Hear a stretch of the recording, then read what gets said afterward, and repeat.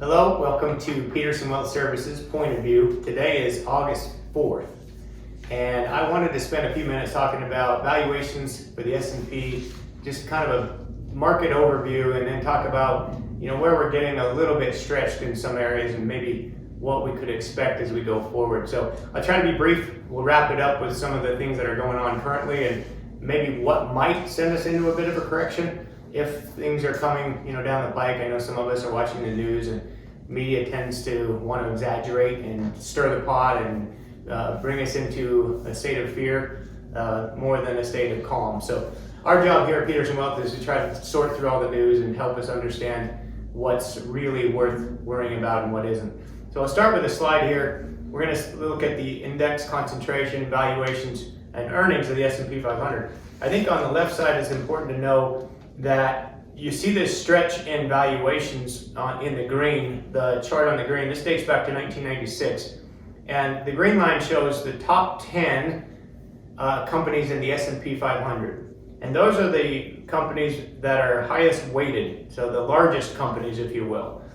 And they are currently trading at a forward PE of 30 times earnings, whereas the average over the last, let's call it 20 plus years, has been 19.6. So yes, we are over the average of the top 10 positions in the S&P. You see the remaining stocks, however, trading only at about 18.9 times earnings.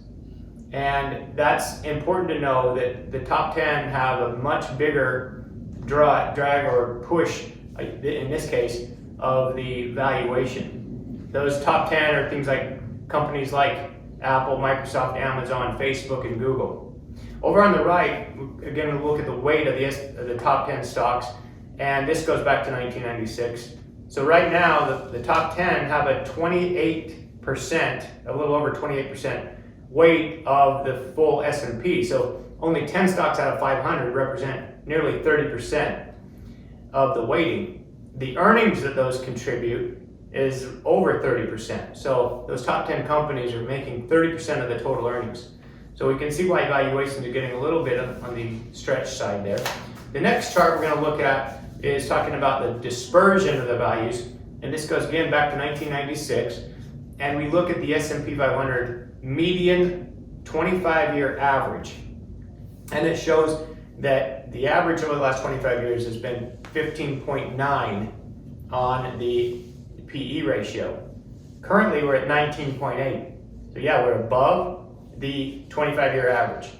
The dispersion is kind of interesting as well because it shows you above and below that average how far we are.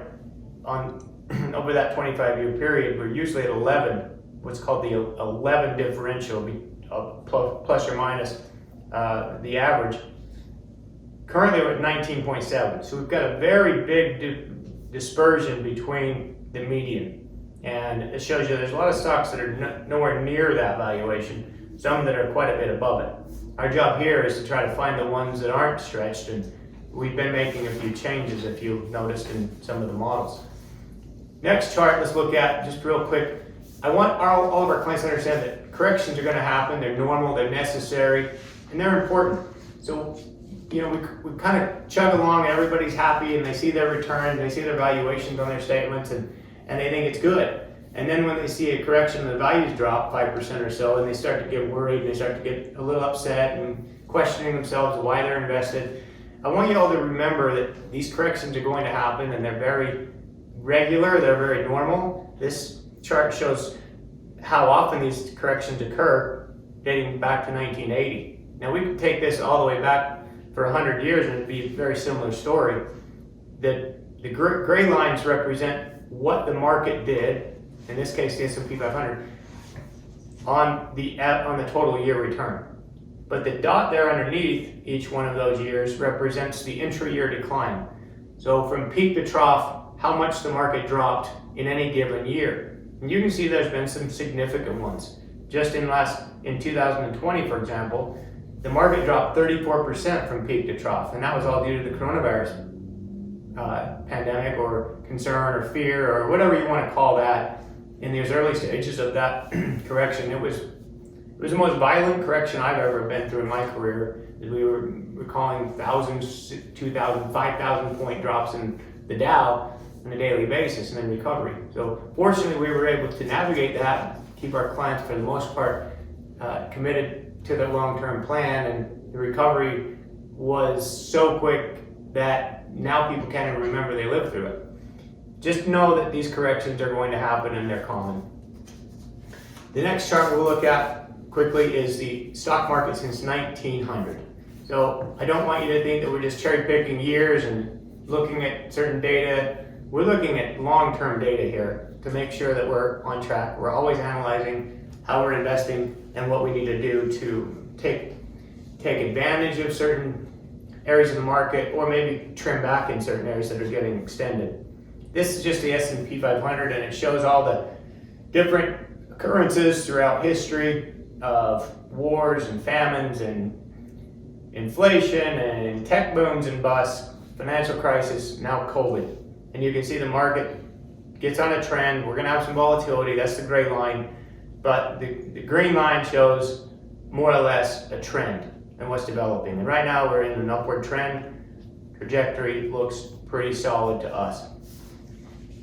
We are obviously dealing with concerns from people who are asking a lot of questions about when the next correction is coming. Is the market going to crash? We're at all-time highs. Should I get out of the market? Should I not get in it? You know, there's ways to look at various alternatives. You can buy real estate. You can keep it in the bank. You know, banks aren't paying anything, so that's a very difficult argument to make. We know inflation's picking up steam. We have projections of maybe say inflation's going to be at 3 or 4 or even 5%. And the government continues to find ways to spend money that they don't have, which is going to lead to further inflation. That's one of our concerns. Getting through the pandemic, the biggest reason why the market recovered so quickly was the government stimulus, the money that was just pumped into the economy. There's more money than we've ever seen. Now there's going to be a time when we have to pay that back. There's going to be consequences from it. I can tell you now to be prepared for that. There could either be major inflation, or we could have consequences down the road when they have to draw the money out of the system. But what could lead to the market going sideways or having a further decline? Some people talk about this new Delta variant. So I want to put up a chart talking about that, talking about COVID-19. Some people are sick of this conversation. I'm kind of one of them, to be honest with you, but I want to make sure that we are providing you the news that you need to know about. So this is the COVID-19 case rate, and this is since March of 2020. So where we were as far as the confirmed cases, and then where we are on fatalities. Now, I know most people are glued to the news or seeing the newspaper, and the media does what we always say they do. They find ways to tell the story in the most fearful or anxiety-producing way they can. And what they usually do is provide numbers. So they throw statistics on how many cases, how many people are getting and contracting the virus. I've always said that I don't think that's as important as how many people are actually dying from it. And if you really step back and look at the actual numbers, 99.9 or so % of people who contract this are going to recover. So it's a very small percentage that die. We understand that those deaths make people nervous and continue to create havoc and position it with our officials of what they need to do to protect people, protect lives. So you see other policies all over the country going on. Do we wear a mask again? Do we lock down again? We're concerned a little bit about policies that are going to create further lockdowns, because this time around, if we lock down, we don't have additional government stimulus to keep businesses alive. I don't think it's going to be helpful for the economy, healthy for the economy, if we go into this kind of lockdown again. You see right now, Australia is going into a major lockdown, and honestly, they've had a reported of 9 mortalities from COVID-19. So you ask yourself, is that kind of more, is that worse than allowing the virus to run its course? What we're trying to look at is the herd immunity. So over on the right of this chart, talks about the progress to herd immunity. According to this chart, we're there.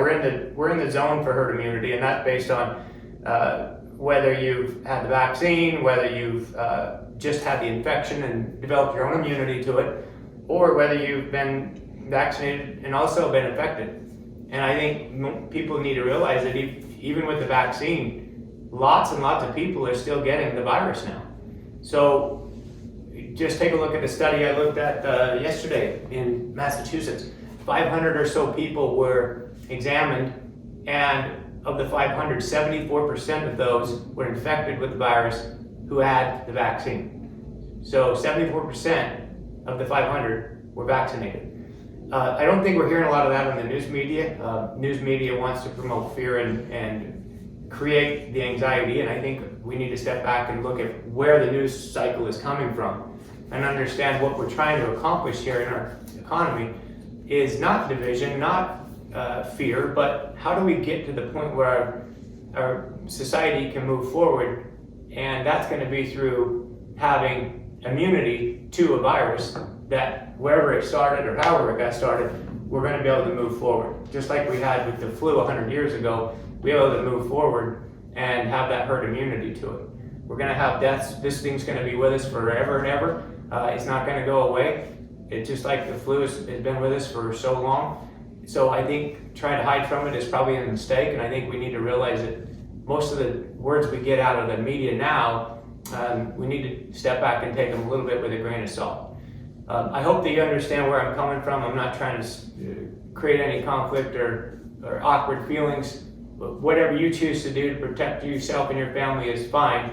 I think that we all have differences of opinion here, and I think we just try to help understand how other people might view this. There's not just one way to view this. There's multiple ways to view this, and there's a lot of studies on the other side of, even with vaccines, whether they're helping eliminate it or actually promoting the virus to mutate. And so I've read studies on that as well, and I think people need to understand why we're all so up in arms and anxious about the results here and how to correctly manage this. Our job here at Peterson Wealth is just to provide the news, to try to understand what could happen, where the markets could correct, and what kind of correction we might be in for. I think as long as we don't go into draconian measures to lock down again, the markets are going to be okay and we're going to move forward. And we actually are very optimistic with what's to come. So that being said, please call us or email us if you have any questions. We're always here to answer those and help you get through whatever it is you're concerned about. Until next time.